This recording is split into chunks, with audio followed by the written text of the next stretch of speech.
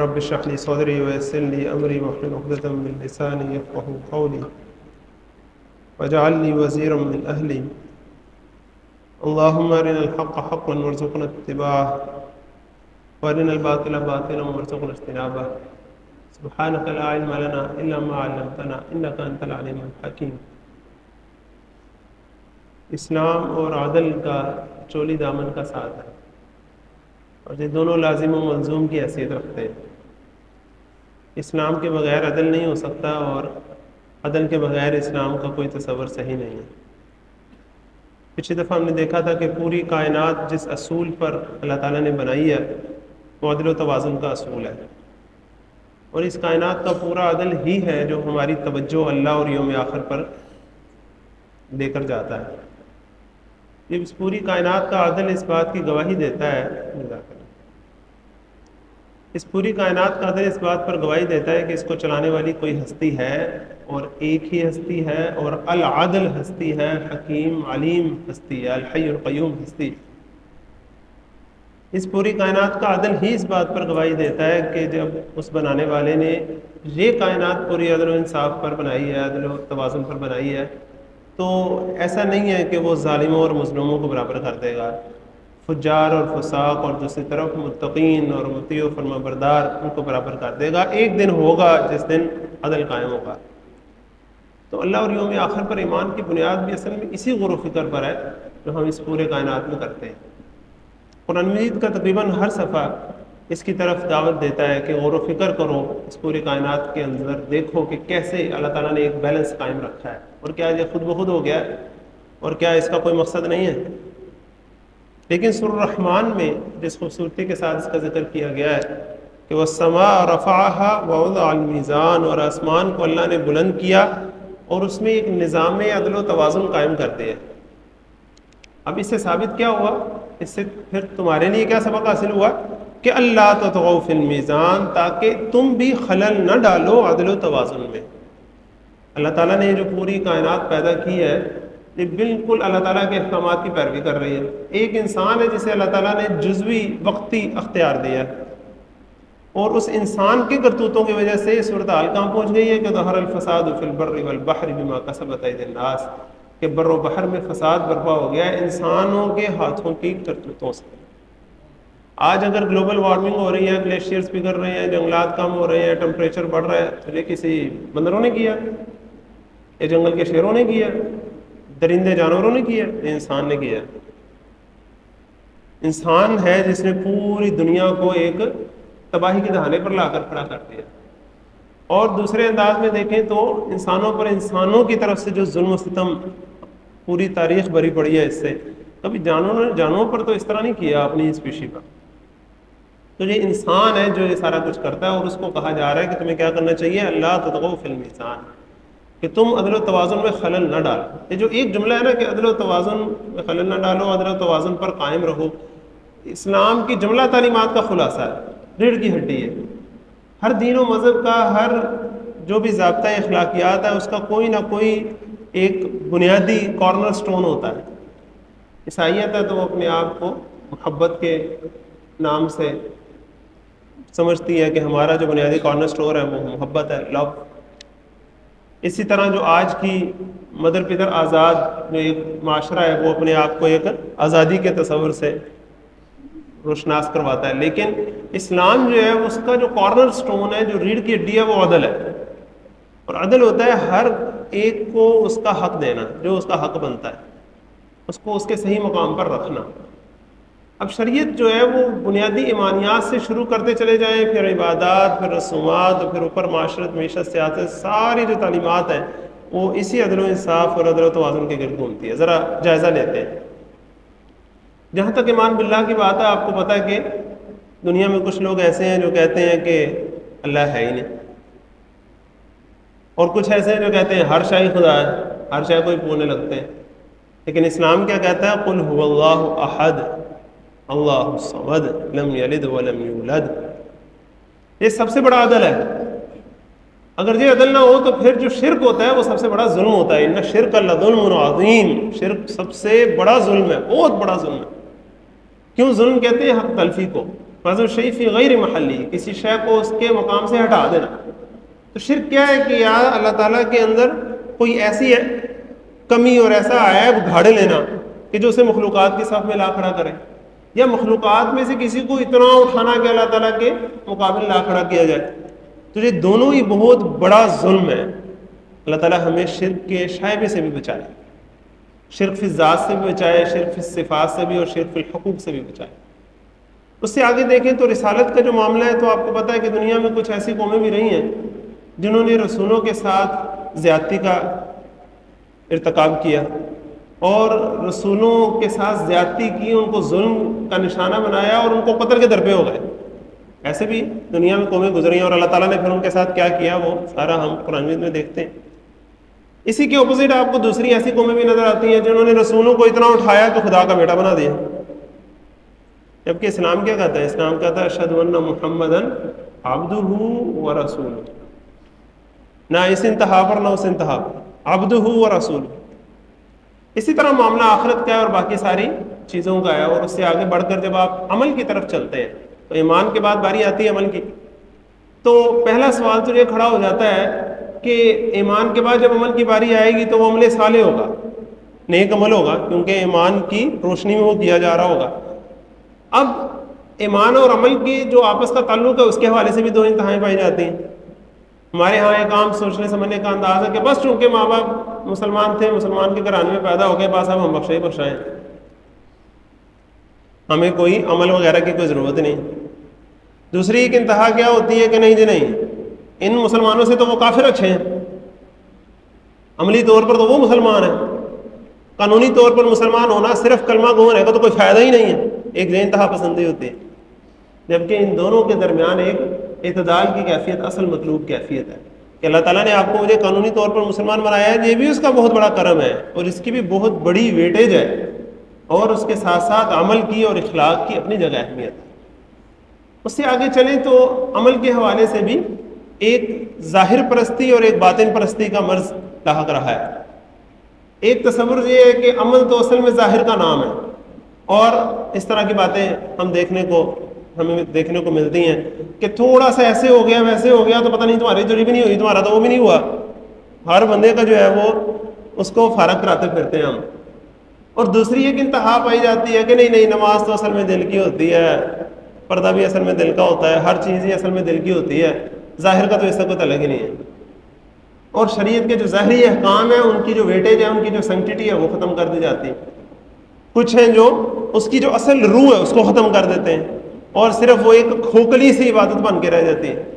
اور ہمارے اگر پاسٹ میں آپ دیکھیں تو یہ صوفی ورسز ملا، خانقاہ ورسز مدرسہ کی جو ایک کشمکش چلتی رہی ہے تاریخ میں، وہ اصل میں کیا چیز تھی؟ وہ یہی چیز تھی. لیکن اسلام کیا ہے؟ اسلام اصل میں ان دونوں کے درمیان ایک عدل و توازن کا نام ہے. وہ اسلام کے ظاہر پر بھی توجہ دیتا ہے، اس کے باطن پر بھی توجہ دیتا ہے. اور اس حوالے سے قرآن مجید کی جو ایک آیت ہے سورۃ بقرہ کی بالکل درمیان میں، جسے ہم آیت البر کہہ سکتے ہیں، نیکی کے بارے میں ایک بہترین آیت ہے، بڑی خوبصورتی سے اس کو واضح کرتی ہے کہ لیسا البر ان تولوا وجوہکم قبل المشرق والمغرب. کل کی کل نیکی یہ نہیں ہے کہ تم اپنا چہرہ مشرق کی طرف پھیر لو یا مغرب کی طرف. مطلب کیا ہے کہ اس میں بھی کچھ نہ کچھ نیکی ہے، ظاہر میں بھی نیکی ہے، لیکن اصل نیکی صرف ظاہر کا نام نہیں ہے، بلکہ نیکی تو اصل میں ایک روح کا نام ہے. تو دونوں چیزوں کے کمبینیشن سے چیز وجود میں آتی ہے. جس طرح انسان ہے اس کا جسم بھی ضروری ہے، اس کی روح بھی ضروری ہے. جسم نہ ہو تو اکیلی روح کیا کرے گی، اور روح نہ ہو تو جسم میں پھر ٹھہری ہے. اسی طرح عمل کا معاملہ ہے، اسی طرح نیکی کا معاملہ ہے. پھر اس سے آگے چلتے ہیں تو پھر عمل کے بارے میں جو اس کی کوانٹٹی کے بارے میں بھی ایک انتہا پسندی کا معاملہ ہم دیکھنے کو نظر آتا ہے ہمیں. ایک طرف رہبانیت کا معاملہ ہے کہ دنیا کو بالکل ہی ترک کر دینا اور بالکل ہی غاروں میں جا بیٹھنا. کیا ایسے بھی کچھ مذاہب نے کیا ہے نا؟ جبکہ دوسری طرف ہمیں بالکل ہی بے دینی اور سیکولر طرز زندگی نظر آتا ہے. اور اتفاق سے اگر آپ دیکھیں تو یورپ جو ہے وہ ان دونوں انتہائی جو صورتحال ہیں، ان دونوں کی مثالیں اس میں پائی جاتی تھیں اور ابھی بھی پائی جاتی ہیں. رہبانی بھی تھی تو عیسائیوں کے ہاں ہی تھی، اور آج سیکولرزم بھی سب سے زیادہ اگر آیا ہے، آغاز اگر ہوا ہے تو وہاں سے ہوا ہے. اب تو سارے مسلمان اور غیر مسلم سارے ہی اس میں برابر ہیں. لیکن اسلام کیا ہے؟ اسلام نے وہ جماعت پیدا کی، صحابہ کی وہ خوبصورت اور مبارک جماعت پیدا کی کہ جن کے دشمن بھی اس بات پر گواہی دیتے تھے کہ ہم رہبان باللیل و فرسان بالنہار، اور رات کے تو راہب نظر آتے ہیں، نہیں رات کے راہب نظر آتے ہیں اور دن کے شاہ سوار ہیں۔ اللہ تعالیٰ ہمیں بھی وہ جامعیت اور اعتدال نصیب فرمائے۔ اس سے آگے چلتے ہیں تو نیکی کا بھی ایک تصور ہمیں انتہا پسندانہ نظر آتا ہے۔ ایک نیکی کا شرقی تصور ہے اور ایک نیکی کا غربی تصور ہے۔ مشرقی تصور نیکی کا کیا ہے بھلا؟ ذرا غور کریں۔ ہمارے عام جو آرتھوڈاکس لوگ ہیں، جو عام پبلک عوامی لوگ ہیں، مذہبی لوگ ہیں، ان میں ایک عام تصور نیکی کا جو جنرل پایا جاتا ہے کہ نیکی تو اصل میں نماز روزے کا نام ہے، ظاہری صورت کا نام ہے، حلیے کا نام ہے، فلاں چیز کا نام ہے، ان چیزوں کا نام نیکی ہے۔ جبکہ دل کے بھی کوڑے، معاملات کے بھی چھرے، یہ شکایت ہے دنیا والوں کو کہ نہیں؟ مذہبی طبقات سے۔ جبکہ اس کے مقابلے میں دوسری اپوزٹ ایکسٹریم کیا ہے؟ وہ دوسری اپوزٹ ایکسٹریم یہ ہے کہ بھئی نیکی تو اصل یہ ہے کہ بندہ سچ بولے، جھوٹ نہ بولے، امانت داری کرے، خیانت نہ کرے، وعدے کی پاسداری کرے، لوگوں کے کام آئے، بھوکوں کو کھانا کھلائے، لوگوں سے اچھے طریقے سے بات کرے، وقت پر جائے، وقت پر آئے اور وقت کی پابندی کرے، یہ اصل نیکی ہے۔ باقی رہی نماز روزہ تو یہ تو پرسنل معاملہ ہے، کر لیا تو اچھی بات ہے، نہ بھی کیا تو کوئی مسئلہ نہیں، ایک دوسرے انتہا ہے۔ جبکہ اسلام جو ہے وہ ان دونوں کے درمیان ایک عدل، توازن اور جامعیت کا نام ہے، یہ اصل عدل۔ تو یہ تو اسلام کی صرف انفرادی تعلیمات ہیں جو عدل پر ہے۔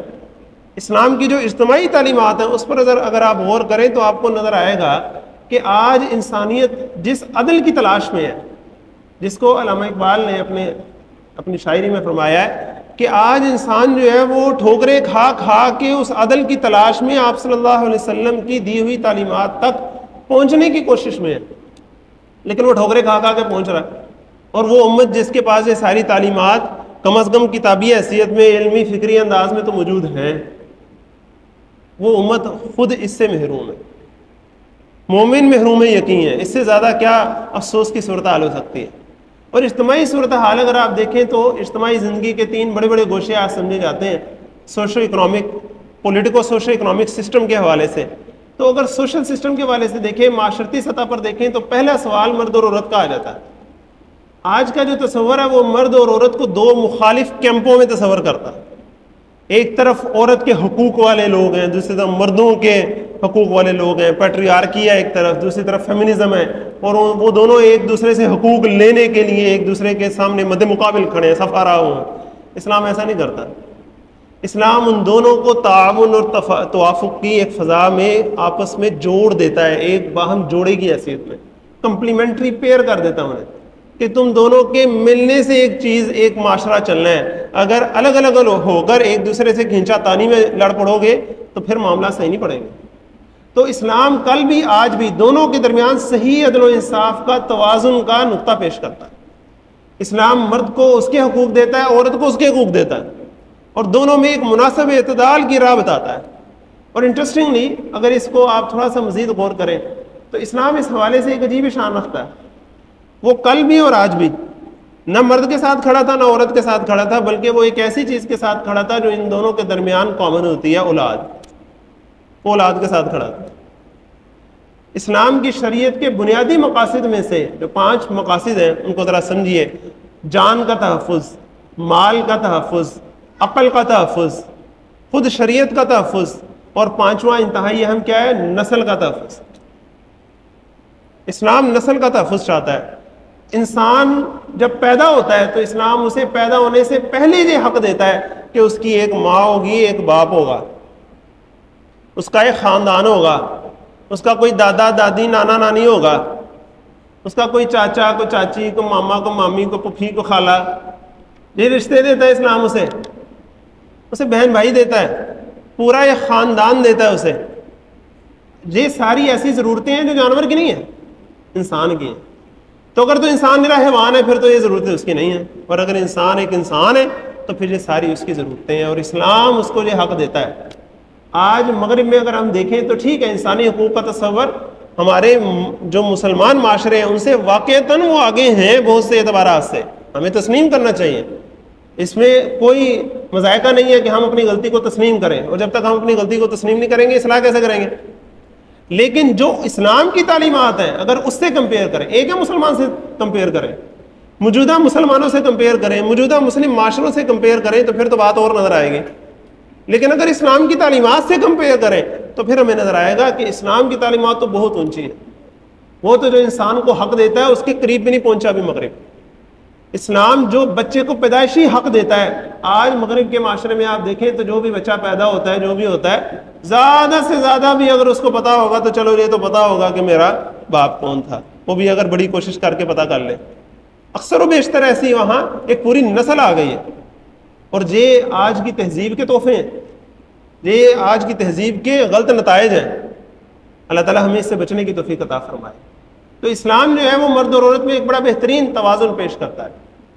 قانونی طور پر گھر کا سربراہ مرد کو قرار دیتا ہے، لیکن اخلاقی طور پر عورت کا مقام اونچا رکھتا ہے. اخلاقی طور پر جو مقام ماں کا ہے، جو بیٹی کا ہے، جو بہن کا ہے، جو بیوی کا ہے، وہ مردوں کا تو نہیں ہے. اللہ تعالیٰ نے بڑا مقام دیا عورت کو. لیکن یہ جو قانون اور اخلاق کا کمبینیشن ہے یہ بڑا ضروری ہے. آج مغرب میں جب روحانیت کا انکار ہو گیا اور نرا مادہ پرستی آ گئی تو پھر روحانیت کی بنیاد پر جو اخلاقیت تھی، اخلاقیات تھی، اس کا بھی انکار ہو گیا. تو نرا قانون تو رہ گیا، لیکن اخلاقیات جو ہے اس کا جنازہ نکل کے رہ گیا. جبکہ اسلام کی جو تعلیمات ہیں، میں پھر اس پر غور آپ کی توجہ دلانا چاہوں گا کہ اس وقت جو مسلم معاشروں کی صورتحال ہے اس پر نہ جائیے. مسلم معاشروں کا تو اللہ ہی حافظ ہے جو ہماری صورتحال ہوئی ہے، لیکن اسلام کی جو تعلیمات ہیں وہ بڑی سنہری اور اعلیٰ ہیں. اور یہ جو مرد اور عورت کا جو ایک کلیش عرصے دراز سے تاریخ میں ہم دیکھتے ہیں کہ مرد اونچا تھا اور عورت کو اس نے بہت ہی نیچا دبا کے رکھا ہوا تھا. اسلام نے عورت کو اٹھایا اور اسے ایک برابر کا حقوق والا ایک انسان بنایا، اخلاقی طور پر اسے اٹھایا. آج جب آپ دیکھتے ہیں کہ اسلام کے بعد جب انسانیت پھر گمراہی کے رستے پر چل پڑی تو پھر وہی ظلم و ستم شروع ہو گیا. آج مغرب نے بھی عورت کو اٹھانے کی کوشش کی ہے، کیونکہ انسان کے اندر ایک تڑپ تو ہے نا عدل و انصاف کی، لیکن اس نے جو اٹھانے کی کوشش کی ہے وہ اٹھانے کی کوشش ناکام ہوتی نظر آتی ہے. وہ الٹا عورت پر ظلم ہی ہوتا ہے، کیونکہ اس نے صرف قانون کے زور سے اٹھانے کی کوشش کی ہے، جبکہ یہ قانون کے زور سے اٹھنے والی چیز نہیں ہے، یہ تو اخلاق سے اٹھنے والی چیز ہے، یہ تو خدا خوفی سے اٹھنے والی چیز ہے. اللہ تعالیٰ ہمیں یہ نصیب فرمائے. اس سے آگے اگر آپ چلیں تو کالے گورے کی تمیز، مختلف زبان بولنے والوں کی تمیز، مختلف علاقوں میں رہنے والوں کی تمیز، یہ جو کلیشز ہیں لسانی اعتبار سے، نسلی اعتبار سے، رنگ کے اعتبار سے، ملکی اعتبار سے، وطنی اعتبار سے، قومی اعتبار سے، یہ کلیشز دنیا میں بہت بڑی بڑی تباہیوں کا باعث بنے ہیں. اسلام نے ان سب کو مٹایا ہے، لیکن کیسی شان سے مٹایا ہے کہ اسلام نے قانونی تحفظ بھی دیا ہے، لیکن ساتھ اور ساتھ ایک اخلاق پیدا کیا ہے. ان سب کو بتایا کہ تم ایک اللہ کے بندے ہو، تم ایک خالق کی مخلوق ہو، ایک ماں باپ کی اولاد ہو. یہ تینوں چیزیں ایسی کامن ہیں جو ساری نوع انسانوں کو ملا دیتی ہے. لہٰذا کالا گورا عربی اجمی کیسے برابر ہوگا؟ آج مغرب میں بھی اس کی کوشش ہوئی ہے کہ کالوں کو برابر کیا جائے، اور انہوں نے واقعی کوشش کی ہے، اور ہمارے معاشروں میں سے بہت سے آگے گئے ہیں وہ. لیکن ذرا اگر غور کریں تو قانونی طور پر انہوں نے برابر قرار دے بھی دیا ہے، تو چونکہ دل تو نہیں نہ مل سکتے قانون کے ڈنڈے سے، لہٰذا کالا آج بھی گورے کے اس طرح برابر نہیں ہے جس طرح اسلام نے کر دکھایا تھا کبھی، کہ سارے گورے ہوں نیچے اور کالے کو اللہ کے رسول صلی اللہ علیہ وسلم چڑھا دیں خانہ کعبہ کے اوپر. یہ ہے اسلام کا کمال. تو اسلام جو ہے وہ معاشرت میں بھی ایک عدل و انصاف کا علمبردار ہے.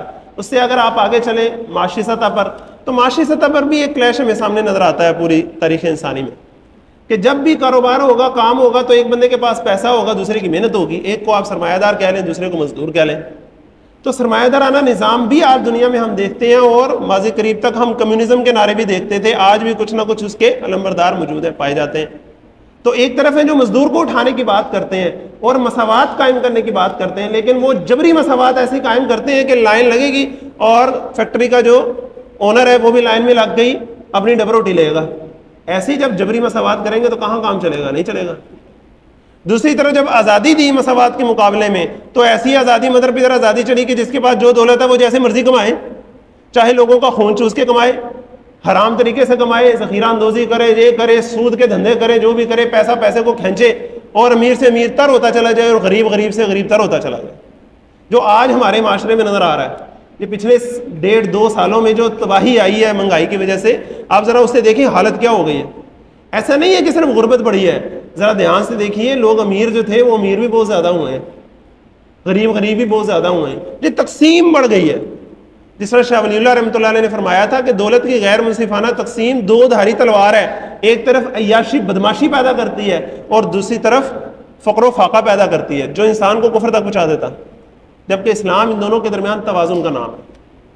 اسلام قانونی طور پر ایک کنٹرولڈ کیپٹلزم کا نظام سامنے لاتا ہے کہ ہاں سرمایہ دار کا پیسہ تو اسی کا ہے، لیکن اسے زکوٰۃ بھی دینی ہوگی، اسے عشر بھی دینا ہوگا، اور ایسی چیزیں جو اس کی دولت کو بہت زیادہ بڑھا دیتی ہیں اور غریبوں کا خون چوسنے کا ذریعہ بنتی ہیں، ان چیزوں کو روک دیا، سود کو منع کر دیا، ذخیرہ اندوزی کو، کرپشن کو، باقی اس طرح کی جتنی بھی چیزیں ہیں ان کو آگے سے روک دیا تاکہ محنت کرے انسان، جائز طریقے سے دولت کمائے، اور پھر جو دولت کمائے اس میں سے زکوٰۃ بھی دے، عشر بھی دے، تاکہ عوام جو پیچھے رہ گئی ہے وہ بھی اس میں اپنا حصہ پائے اور بنیادی ضروریات سے نیچے کوئی نہ گر جائے. آج جو مغرب بہت اعلیٰ مقام پر پہنچنے کی کوشش کر رہا ہے بنیادی کفالت کے اعتبار سے، وہ اس نے کہاں سے سیکھا ہے؟ اسلام سے ہی سیکھا ہے. لیکن افسوس کی بات یہ ہے کہ مسلم معاشرے تو اس سے بھی گئے گزرے ہیں. مسلم معاشرے تو وہاں بھی نہیں پہنچ سکے جہاں وہ پہنچے ہیں. ہماری حالت تو یہ ہے کہ ہر بندے کی خواہش یہ ہے کہ چاہے وہ موت کو گلے لگا کے ایک دفعہ ان کے ملکوں میں پہنچ جائے صحیح، پھر اس کا بیڑا پار ہو جائے گا. ایسا ہی ہے کہ نہیں ہے؟ ہر بندے کی یہ خواہش ہے کہ یہ مسلم معاشرے جو ہم نے اسلام کے نام پر نام لے کر مسلمان ملک ایک حاصل کیا، اس کو چھوڑ کے دوڑنے پر لوگ ایسے تیار بیٹھے ہیں کہ جس کو بھی موقع ملے شاید ہی پیچھے مڑنے کی سوچے. یہ ہماری حالت ہوئی ہے. اس سے آگے آپ سیاسی سطح پر دیکھیں تو سیاسی سطح پر بھی ایک طرف انارکی کی کیفیت ہوتی ہے. اسلام نے اس کو بھی بند کیا. اسلام نے اللہ اور اس کے رسول کی اطاعت کے ساتھ ذکر کیا اپنے امیر کی اطاعت کا. اطیعوا اللہ واطیعوا الرسول واولی الامر منکم. تم نے اللہ کی بھی اطاعت کرنی ہے، اللہ کے رسول کی بھی اطاعت کرنی ہے، اور جو تم میں سے امیر ہیں، بڑے ہیں، لیڈرز ہیں، حکمران ہیں، ان کی بھی اطاعت کرنی ہے. ان کی اطاعت کرنا اللہ اور اس کے رسول کی اطاعت کرنے ہی کا ایک ذریعہ بھی ہے اور ایک وجہ بھی ہے. لیکن اس میں بیلنس کیسے قائم کیا؟ نمبر 1 یہ کہ ان کی اطاعت اللہ اور اس کے رسول کی اطاعت کے دائرے کے اندر ہوگی. ان کی اپنی بادشاہت نہیں ہوگی بلکہ وہ اللہ اور اس کے رسول کے احکامات کی بادشاہت ہوگی. سمجھانے کے لیے اگر میں کہوں وہ اللہ کی بادشاہت ہوگی اور وہ بطور خلیفہ ہوں گے، وہ بادشاہ نہیں ہوں گے تمہارے. نمبر 2 واولی الامر منکم، وہ تم میں سے ہوں گے. عوام الناس کو یہ پہلی دفعہ حق دیا کہ تمہاری رائے سے تمہارے امیر چنے جائیں گے، تمہاری رائے سے تمہارے خلیفہ چنے جائیں گے. کسی کو یہ حق نہیں ہے کہ وہ لوگوں پر زبردستی اپنا حکم جماتا پھرے. نہیں، آج دیکھیں انسانیت کتنی دیر بعد جا کے اس بات پر پہنچی ہے کہ عوامی نمائندے ہوں گے، عوامی حکومت ہوگی، حکومت عوام کی ہوگی، عوام کے لیے ہوگی. آج کتنے عرصے بعد جا کے انسان خود وہاں پہنچا. لیکن اسلام نے پہلی دفعہ انسانوں کو یہ تصور دیا کہ اولی الامر منکم اور امرہم شورا بینہم، اس کے معاملات بھی آپس میں مشورے سے طے ہوں گے. کسی ایک طبقے کا، کسی ایک گروہ کا، کسی ایک نسل، کسی خاندان، کسی شخص کا، کسی ادارے کا یہ حق حاصل نہیں ہے اس کو کہ وہ ساری عوام کے اوپر اپنی حکمرانی قائم کرتا پھرے. بلکہ حکمرانی تو صرف ایک اللہ کی ہے اور اس نے تمام نوع انسانی کو برابر پیدا کیا ہے اور تمام امت مسلمہ اس کی برابر یکساں خلیفہ ہے. اور وہ اپنا حق خلافت اپنے میں سے کسی شخص کو دے کر اسے خلیفہ بنائیں گے اور وہ شورا کے تحت، مشورے کے تحت معاملات کو طے کر کے عوام کی ہی فلاح و بہبود کی خاطر کام کرے گا. اور جب تک عوام اس سے راضی ہے تب تک وہ ہوگا، اور جب عوام اس سے راضی نہیں ہے تو اس کا حق ختم ہو جاتا ہے. کیونکہ اصل حق کس کا ہے؟ اصل عوام کا ہے. اللہ تعالیٰ نے امت مسلمہ سے بحیثیت مجموعی وعدہ کیا تھا کہ میں تمہیں خلافت دوں گا. یہ اجتماعی خلافت کا تصور جو پہلی دفعہ تاریخ انسانی میں جائے اسلام نے دیا. تو آج دیکھیں ذرا کیسے اسلام عدل و توازن کا ایک رستہ دیتا ہے ہمیں، معاشرتی سطح پر بھی، معاشی سطح پر بھی اور سیاسی سطح پر بھی. اور قربان جائیے عدالتی سطح پر کہ پہلی دفعہ اسلام نے عدل و انصاف کے وہ قوانین دیے، وہ رولز دیے کہ کبھی آپ اگر اسلام کا عدالتی نظام پڑھیں تو قاضی کی کیا شرائط ہے، قاضی کی بائسنس کتنی میٹر کرتی ہے. قاضی بیٹھا ہو، اس کے سامنے مدعی اور مدعا علیہ پیش ہوں تو ان کو برابر فاصلے پر رکھے، کسی کو اونچا نیچا نہ رکھے، دیکھے بھی دونوں کی طرف برابر، توجہ بھی دونوں کی طرف برابر کریں. ذرا آپ اندازہ کریں اس سے. حضرت عمر فاروق رضی اللہ عنہ نے جب یہ قاضی کا عہدہ بنایا اور اس کے سامنے گئے تو جب خود اس کے سامنے پیش ہوئے، آپ اندازہ کریں ایک حکمران ہے وقت کا اور وہ قاضی کے سامنے پیش ہو رہا ہے. عوام کے سامنے جواب دہی کا احساس کیا ہے کہ ایک بندہ کھڑا ہو کر پوچھ لیتا کہ بھائی آپ کا کپڑا جو ہے وہ تو اتنا نہیں تھا کہ اس سے آپ کی قمیض سل دیجیے، قمیض کیسے سل گئی؟ تو جواب دے رہے ہیں اسے، یہ نہیں کہہ رہے کہ تمہارا کیا حق ہے کہ تم مجھ سے پوچھو، یا اپلیکیشن لکھو اور اس کو جا کے جمع کراؤ اور اس کو جا کے جمع کراؤ اور پھر وہاں سے گھومتی گھومتی اگر تمہاری قسمت ہوئی تو مجھ تک پہنچ جائے گا۔ یہ کام نہیں کیے، جواب دیا۔ اور جب خود قاضی کے پاس پیش ہوئے تو قاضی نے کہا، ویلکم کرتے ہوئے کہا، امیر المومنین نے کہا پہلی غلطی تو تم نے ادھر ہی کر دی، میں یہاں امیر المومنین کی حیثیت میں نہیں پیش ہوا ہے، میں ایک عام شہری کی حیثیت میں پیش ہوں، تم نے تو پہلی غلطی ادھر ہی کر دی۔ ایسا ایک عدل و انصاف کا نظام دیا، اور پھر ایک جو جس پر بھی ایک الزام لگ گیا اس کو پورا حق دیا کہ اس کو فیئر ٹرائل کا حق ہے، اپنے گواہ پیش کرے، اپنی صفائی میں جو کچھ کہنا ہے کہے، اور اگر اس کو اعتراض ہے کوئی بھی بات پر تو اسے اپیل کا حق دیا۔ اور آپ کو پتہ ہے آپ صلی اللہ علیہ وسلم نے جو پورا سسٹم ایک ترتیب دیا تھا مدینے میں، جو بعد میں خلافت راشدہ میں زیادہ کھل کر سامنے آیا، تو حضرت عمر فاروق رضی اللہ عنہ نے جتنی بھی کیپٹل پنشمنٹ تھی اس ساروں کی فائنل اپیل کا اختیار اپنے پاس رکھا ہوا تھا، کہ جتنے بھی گورنر بھیجے ہیں، جتنے بھی قاضی بھیجے ہیں، اگر کسی کو وہ سزا سناتے ہیں تو اپیل کا حق میرے پاس ہے۔